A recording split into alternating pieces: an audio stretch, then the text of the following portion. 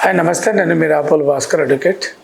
చాలామంది ఒకే గ్రూపుకు సంబంధించినటువంటి కొంతమంది వ్యక్తులు సామూహికంగా ఒక 10, 20, 50, 100 మంది అందరూ కలిపి ఒకే కేసు వేయవచ్చా అనేది చాలామంది చర్చిస్తారు.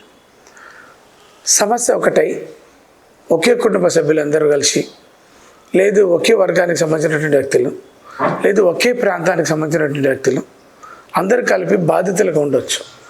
అట్లాంటి వ్యక్తులు అందరూ కలిపి ఒకే కేసు వేయచ్చు.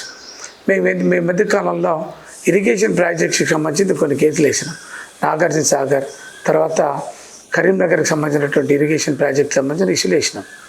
ఏంటి అనంటే వాళ్ళందరూ కలిసి ఒకే ఇరిగేషన్కి సంబంధించినటువంటి క్వార్టర్లలో వాళ్ళందరూ కూడా రిటైర్డ్ ఎంప్లాయీస్గా ఉన్నారు. వాళ్ళందరూ కలిపి ఒక 20 మంది 30 మంది కలిపి ఒకే కేసు వేసినాం. అందరు వేయచ్చు. డిండి ప్రాజెక్టు కింద చాలామంది భూములు పోయినాయి.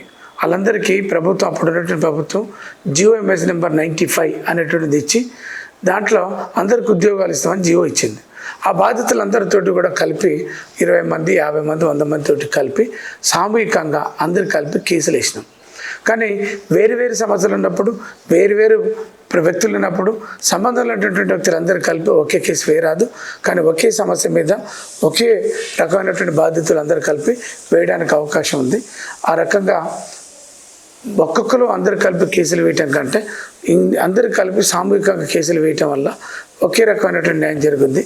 దాంతో ఇబ్బంది కూడా తగ్గుద్ది. కోర్టు ఫీజులు, వకీల్ ఫీజులు అనేవి తగ్గుతాయి అనేది మీరు నోటీసులో ఉండాలని చెప్తా ఉన్నాం.